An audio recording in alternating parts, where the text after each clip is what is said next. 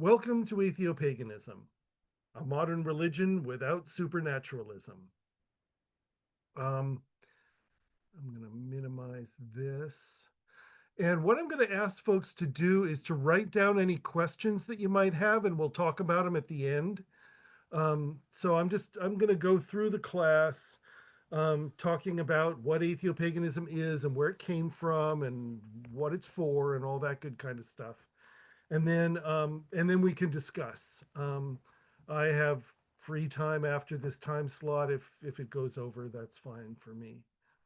So, what is atheopaganism? First, I'd really like to start with a reality check. Each of us is in a body. We are a body. That's what makes us up. So be aware, are you comfortable? And if you're not, what can you do to be comfortable? Um, are your needs met? Do you have water that you can drink? All that good kind of stuff. It's so easy for us to get caught up in our mental sensorium that we forget about the fact that we are physical beings here in the world.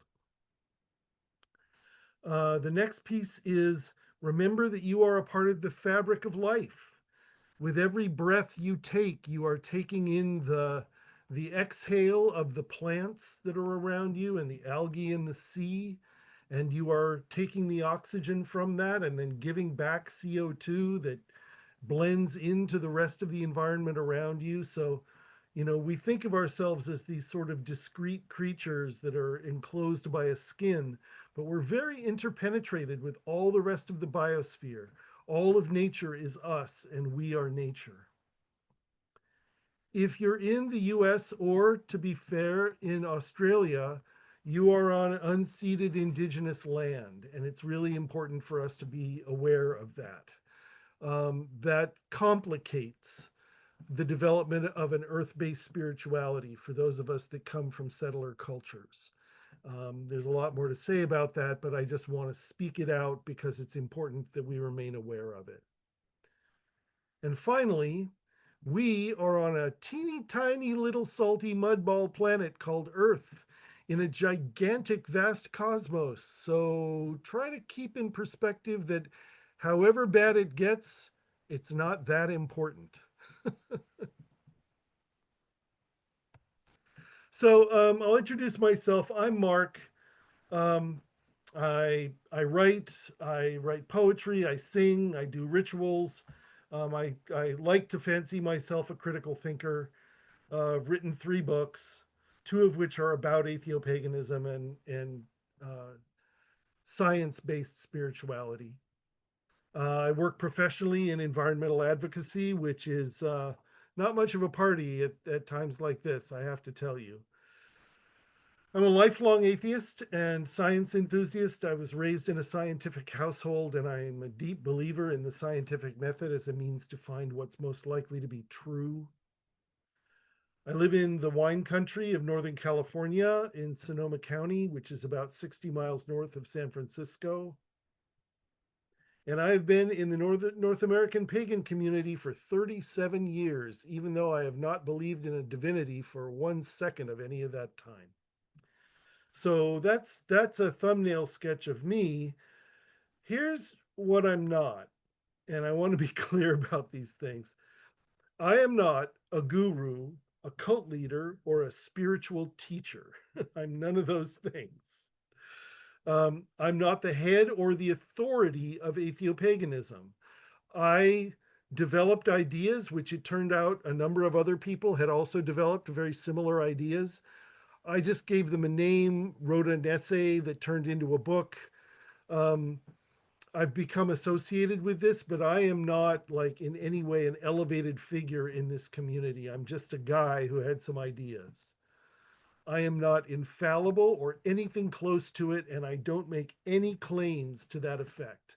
I am not here to tell you how to do your atheopaganism. I'm not here to tell you what to do.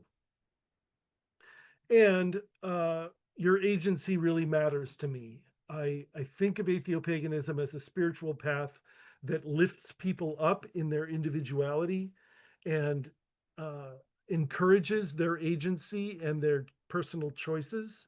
And that's what is really important to me about doing this work.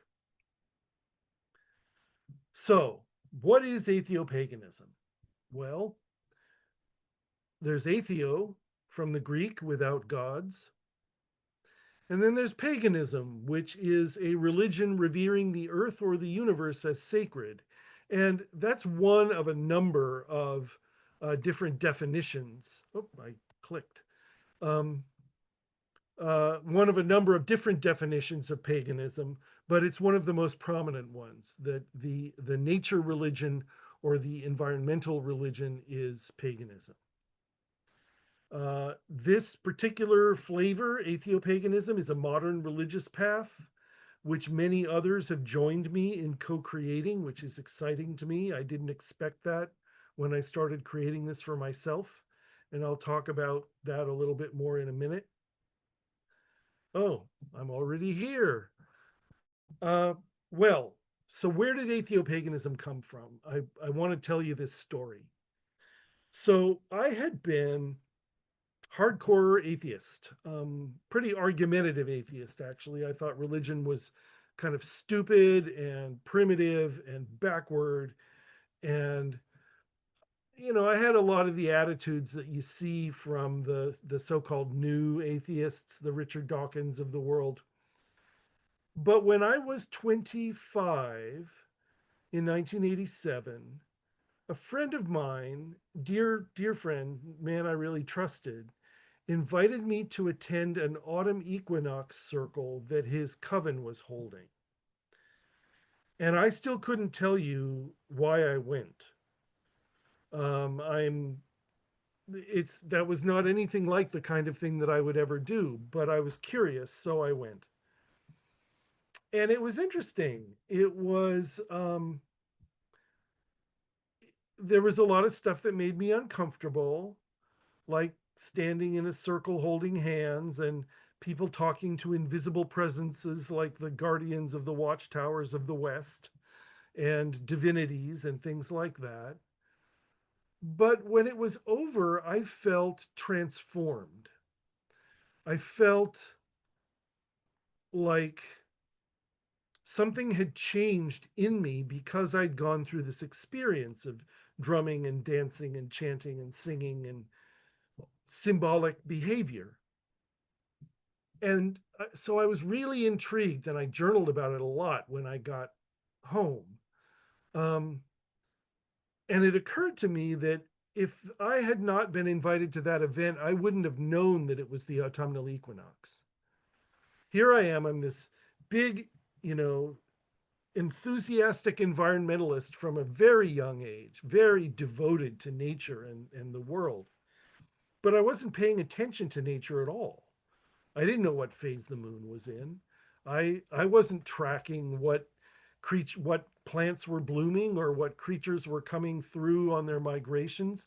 I literally had an environmentalism that was entirely based in ideology, and it wasn't about a relationship with the world.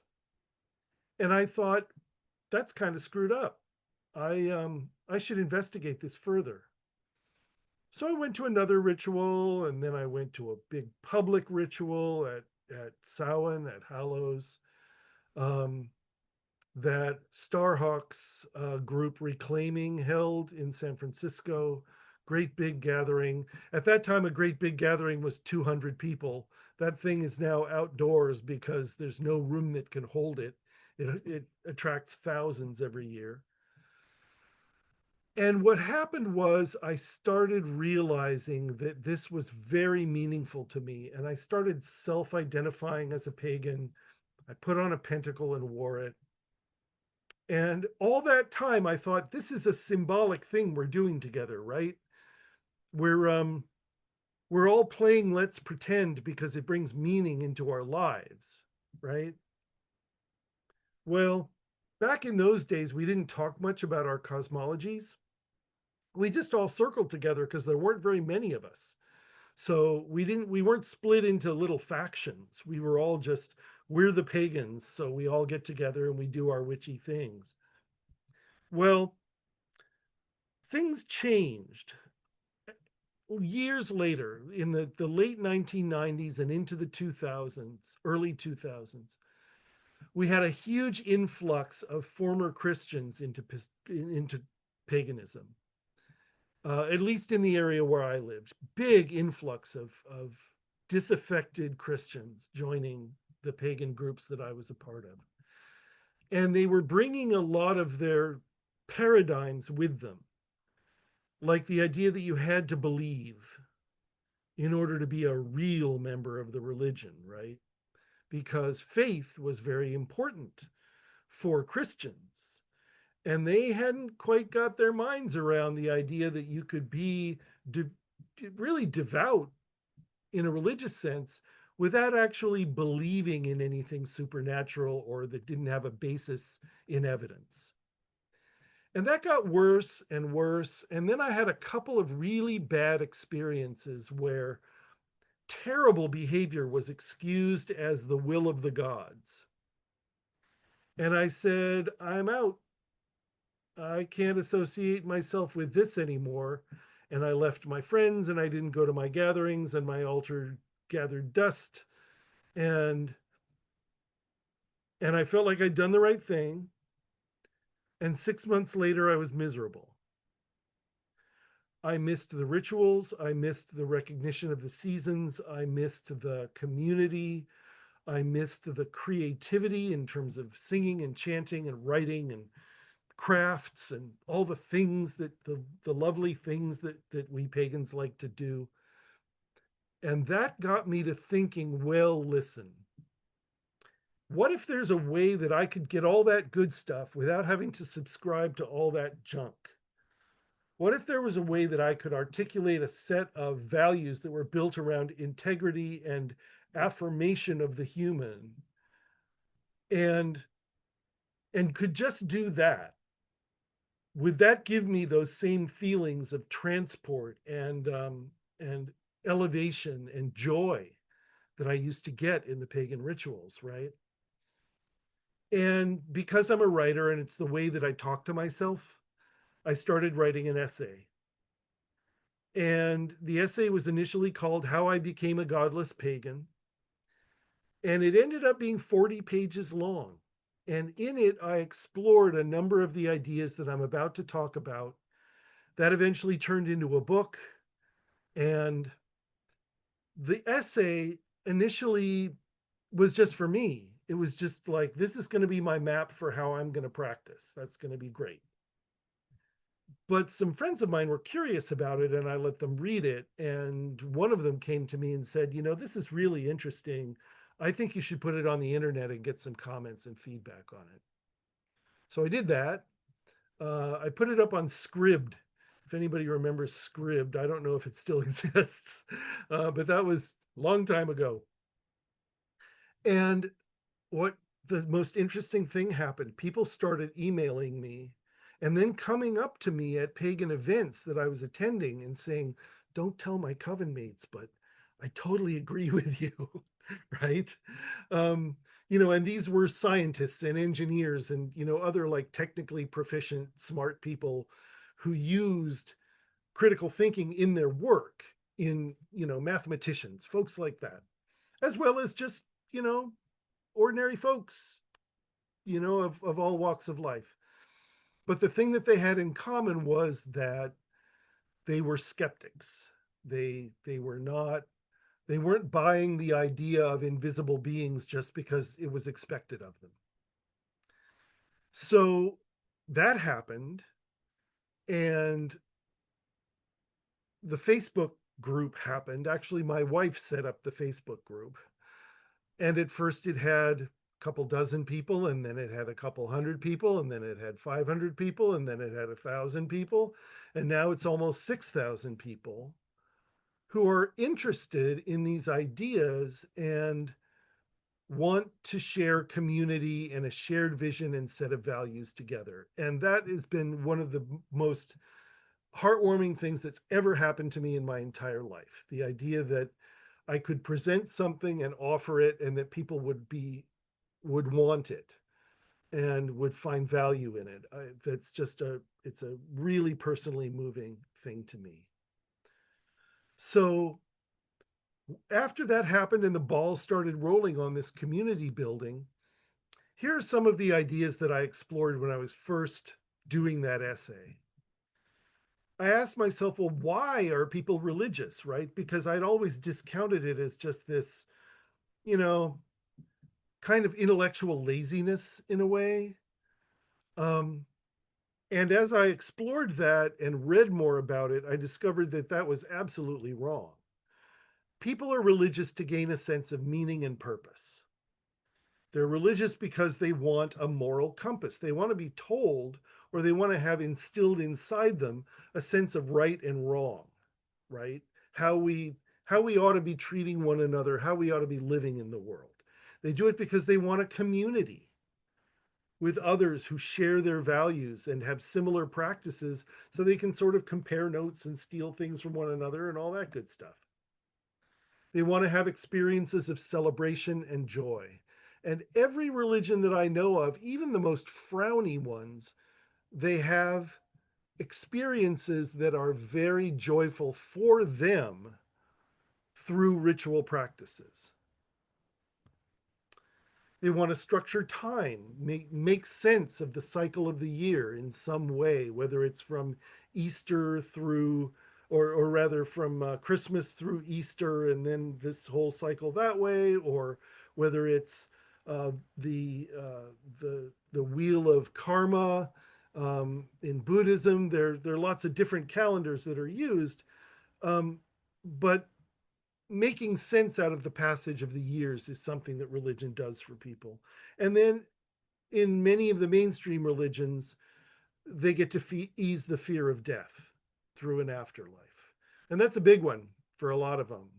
For a lot of people that are credulous in supernatural religion, the idea of not having to die is pretty big feature.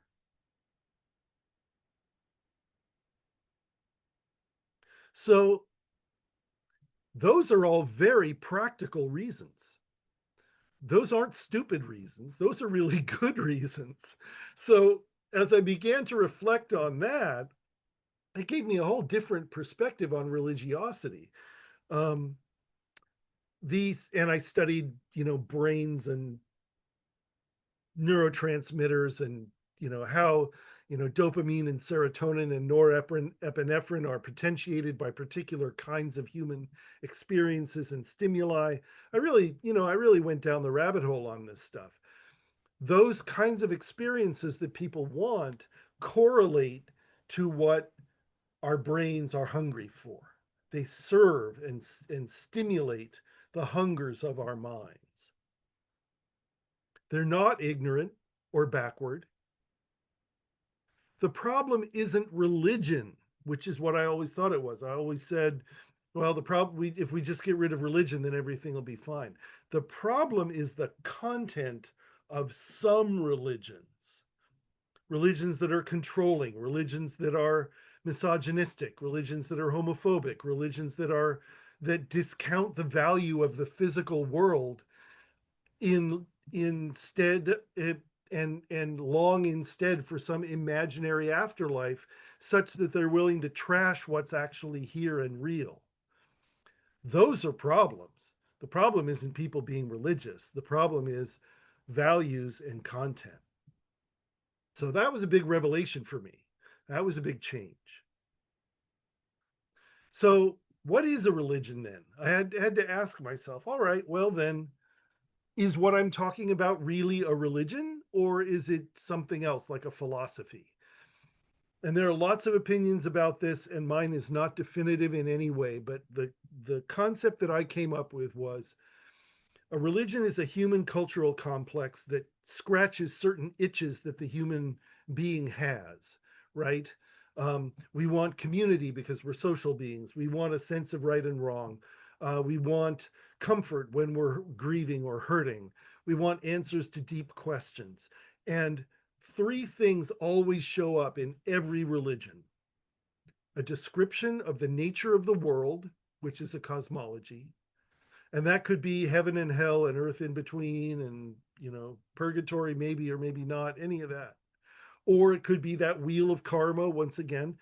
And in the religion that I framed for myself, the scientific understanding of the world is what I chose as the cosmology, which is not frozen. It's an ever evolving understanding of the nature of reality based on evidence and analysis and experimentation. A set of values. And this is something that the pagan community has really not done a very good job on. Most pagans are kind of outliers and they don't like to be told what to do. So articulations of values are often uncomfortable for people in pagan circles. And so you get some pretty dodgy behavior on the part of some people in pagan circles. I feel it's important to articulate what you stand for and then to do your best to live by that. And I'll talk about that a little bit more later. And then the last piece is a set of practices, holidays, rituals, um, uh, symbols, uh, all those kinds of things. A religion is something you do, whereas a philosophy, I think, can have values and a cosmology, but it's more something you think about. A religion has behaviors associated. That's my model. So that's what I used as a framework when I started developing Atheopaganism. Okay, I'm going to develop a religion for myself that has these three things, but it's not going to have anything supernatural. That was the exercise. So using this model, Atheopaganism is a naturalistic religion, which means that its cosmology is provided by scientific discovery, critical thinking, and Occam's razor. Occam's razor being the principle that the simplest explanation for something is the most likely to be true. So there may be very weird Byzantine explanations for some of the stuff out there, but the simplest explanation for the evidence is more likely to be true than that. It can get us down some weird rabbit holes. Quantum mechanics is the most likely explanation for the behavior of subatomic particles, but it ain't simple by any means. Uh, it proposes a modern common sense value set, which are the four pillars and the 13 Atheopagan principles. And then its practices are pagan practices, including pagan rituals, holidays, rites of passage, all that good kind of stuff. So basically, what I've done is I've taken the atheism part for my cosmology, the pagan part for my practice, and then filled in between with a set of values that I think are life affirming and consistent with a pagan worldview, a skeptical pagan worldview, I should say. So why do people choose this? I mean, you all know your own answers for why you're here and why you're interested, but I think a lot of it has to do with the fact that you're not being asked to buy anything. There's no there's no credulity required here. You don't have to make any great leap of faith in order to say, hey, the the evidence of my senses and of our scientific instruments is a good way to figure out how things work around here.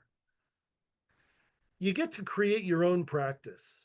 We share frameworks like the Wheel of the Year, for example, but you create your own rituals around those frameworks. You just define for yourself. For example, Annika, you're in Australia. It's your Wheel of the Year is going to be upside down relative to mine, right? Because um, it's uh, it's very warm where you are in December. It's just a different kind of thing. Yeah. So it's important, I think, and part of what's beautiful about that is that it means that we can connect in with the nature that's actually immediately around us and key our practices to that rather than to some imaginary climate in the British Isles back in the Middle Ages or something, which I think is what a lot of modern pagans are trying to emulate for some reason. It has a kind, inclusive, compassionate set of modern values. And it has this great community of really cool people. We mostly engage online because we're far flung, but we do in-person gatherings, and in-person affinity groups and stuff like that. And hopefully we'll do more and more of that as the community grows. So I want to talk about those values a little bit. Here are the four pillars that I came up with.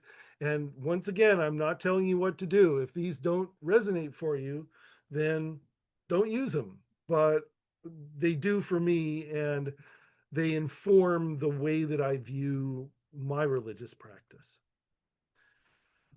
First of the sacred pillars is life, the biosphere, the world, nature, this magnificent, interpenetrated, incomprehensible, mysterious, amazing, gobsmacking place that we find ourselves in and that we emerge from and that we then submerge back into, which is all a very beautiful story in my estimation.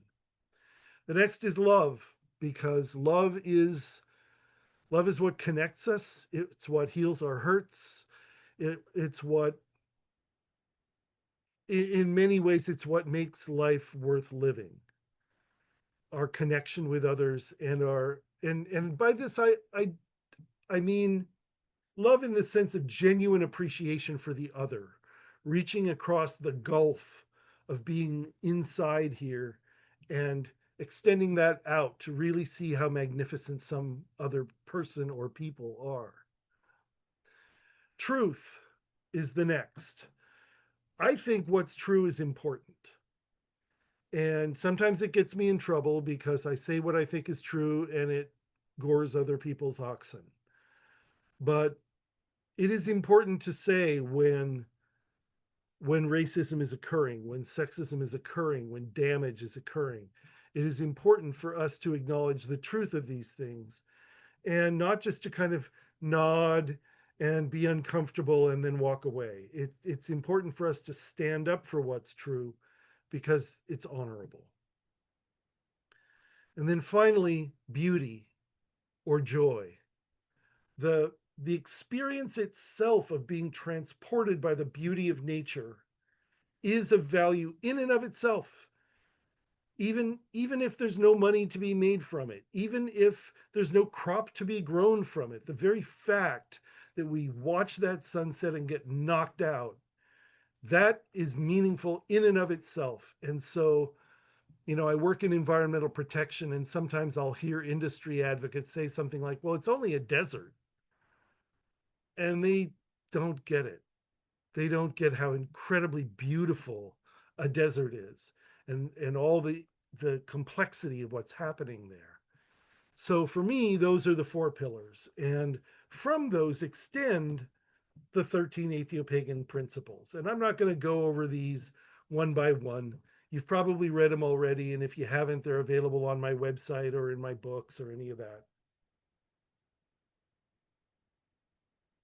But everything from skepticism and gratitude, reverence for the earth, a sense of humor, inclusiveness, pleasure positivity, which is something that we get from the pagan side, which I really value because the mainstream overculture is so down on happiness and joy and pleasure.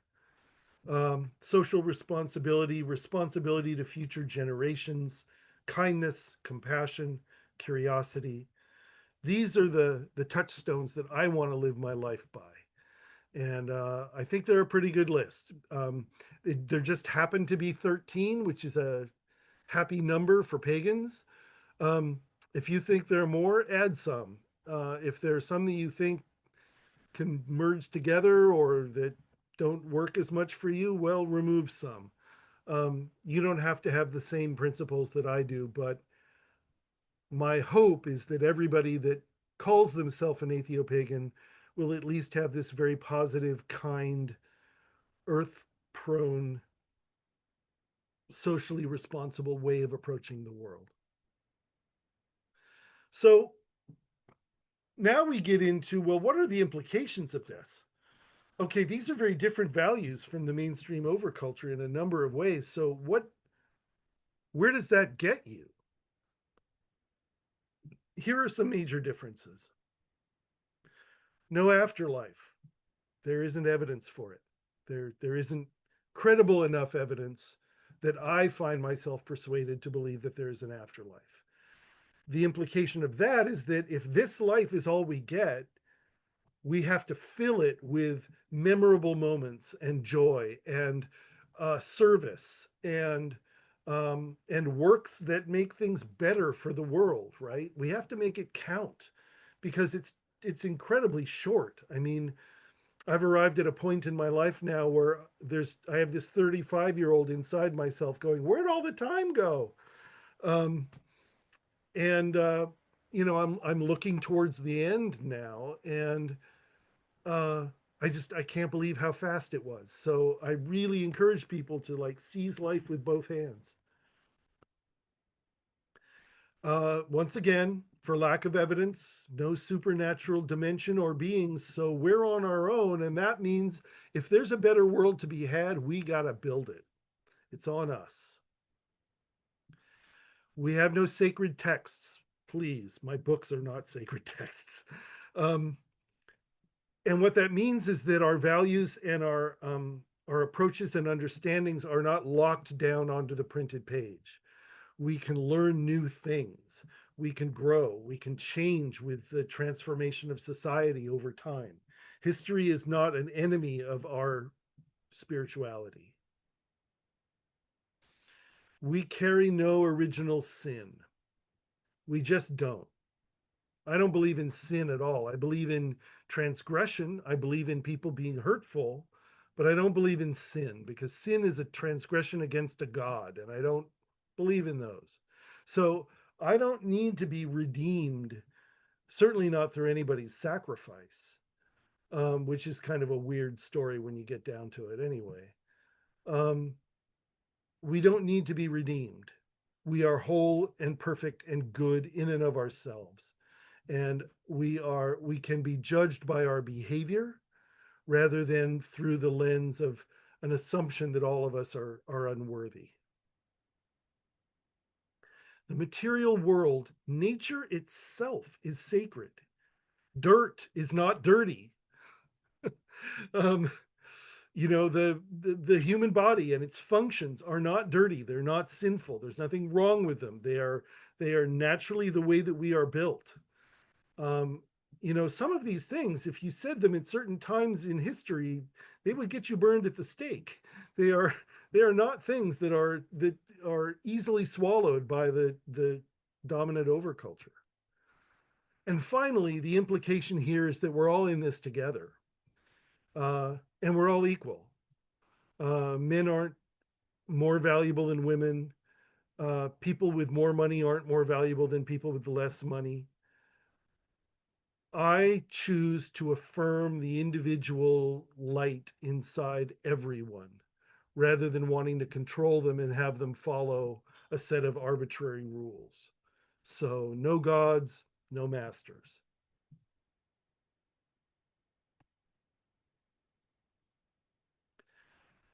I like to say Atheopaganism is religion with agency rather than religion as supplication. The high control patriarchal religions put a put great stock in obedience. They think obedience is godly, is holy. I would rather make some good trouble, as John Lewis puts it, and stir things up to make a better world rather than simply obeying beings that I suspect are imaginary.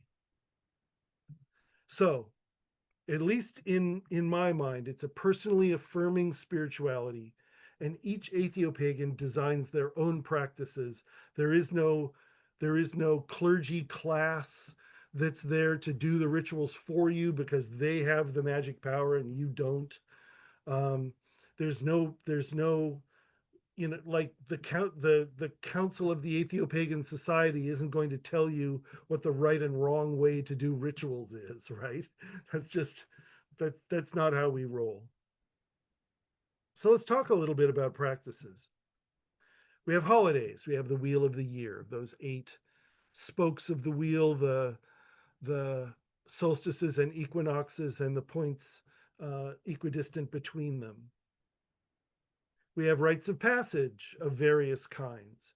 More, I think, than, or rather, I think we should have more rites of passage in our lives than the mainstream culture gives us. I know I spent my entire 20s wondering whether I was grown up yet. And still I wonder sometimes. It would have helped me if there had been a formal recognition when I was 18, 19, 20, something like that, that I had become an adult, that I had adult responsibilities now. I think that would have been good for me in a whole bunch of ways. Um, Acknowledging that you're old. I'm planning on having an eldering ceremony when I turn 65, if I live that long. Um, and I want to do that specifically because there are things of being younger that I want to kind of put down, and there are things of being older that I want to take up and carry forward. And then there are personal rituals, spells, right? I don't usually use that word very often, but when you do a when you do a ritual to increase your motivation or your confidence or your focus on a particular outcome, or to envision what's likely to happen over the course of the next year's cycle, those are all personal rituals and they can be very powerful. I personally believe that ritual making is something that is our birthright as humans. We are ritual creatures, and the I think it's a robbery of young children that they're not taught how to work with their emotions and their minds through ritual practices. It's kind of like in some cultures, children learn how to meditate. That's good for them. It helps them to deal with adverse situations and feelings that they're uncomfortable with. I think that rituals are another way that we can do the same thing. So, okay, yada, yada, yada, yada, yada. What's the point? A happier, more meaningful, and more fulfilling life, honestly. That's the point. We're not trying to jump through hoops to get to an afterlife. We're just trying to live as well as we can, being as good people as we can. We have practical techniques for working with our minds so we don't suffer as much. We connect with one another in community so we can lift one another up and enjoy each other's company because, in my experience, Atheopagans are really cool people.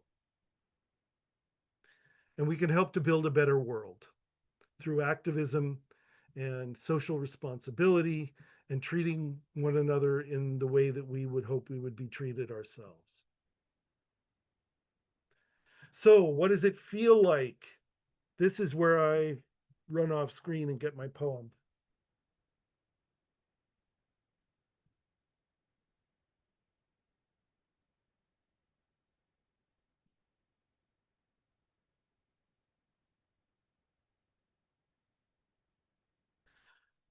So, this is called an Atheopagan prayer.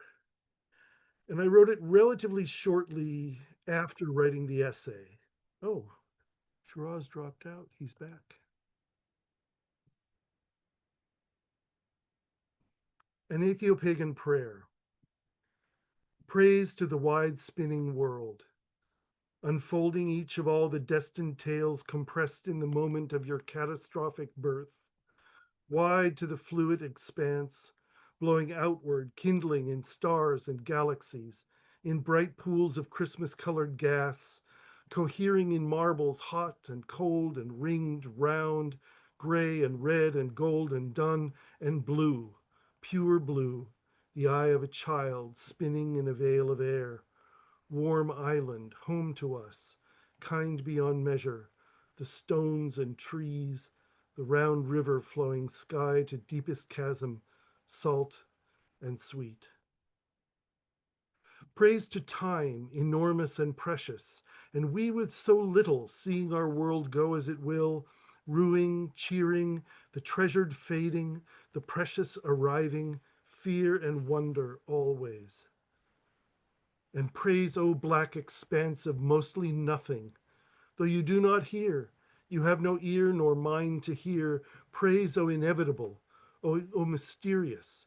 Praise and thanks be a wave expanding from this tiny temporary mouth, this tiny dot of world, a bubble going out forever, meeting everything as it goes, all the great and infinitesimal, the gracious and terrible, all the works of blessed being. May it be so. May it be so. May our hearts sing to say it is so.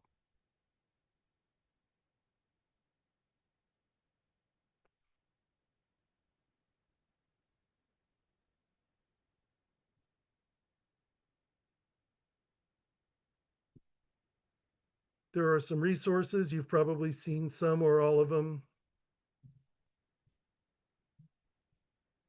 And